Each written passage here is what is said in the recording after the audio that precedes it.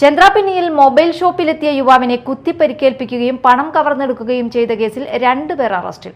ഗുണ്ടാ പിരിവ് ആവശ്യപ്പെട്ട് മദ്യലഹരിയിൽ എത്തിയ പ്രതികൾ ആക്രമണം നടത്തിയെന്നാണ് പോലീസ് പറയുന്നത്. നിരവധി ക്രിമിനൽ കേസുകളിൽ പ്രതികളായ ഇരുവരെയും കോടതിയിൽ ഹാജരാക്കും.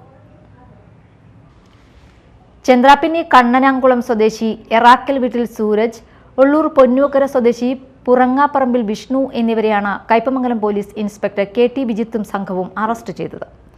ഇന്നലെ വൈകിട്ട് 7 മണിയോടെയാണ് സംഭവം. ചന്ദ്രാപിന്നി പടിഞ്ഞാറ് ഭാഗത്തെ മൊബൈൽ ഷോപ്പിലെത്തിയ ചാമക്കാല സ്വദേശി കൊച്ചിക്കാട്ട് വീട്ടിൽ യദുവിനെ മദ്യലഹരിയിലെത്തിയ പ്രതികൾ ഗുണ്ടാ പിരിവ് ആവശ്യപ്പെട്ട് ആക്രമിക്കുകയായിരുന്നുവെന്നാണ് പോലീസ് പറയുന്നത്.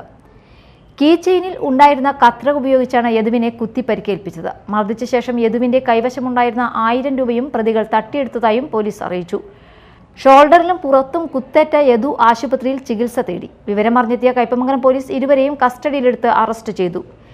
ചന്ദ്രാപിന്നിയിലെ 5ലധികം കടകളിൽ പ്രതികൾ ഗുണ്ടാപിരിവ് നടത്തിയിട്ടുണ്ടെന്ന് അന്വേഷണത്തിൽ കണ്ടെത്തിയതായി പോലീസ് അറിയിച്ചു. നിരവധി ക്രിമിനൽ കേസുകളിൽ പ്രതികളായ ഇരുവരെയും കോടതിയിൽ ഹാജരാക്കും. Media time, Kaipamangalam.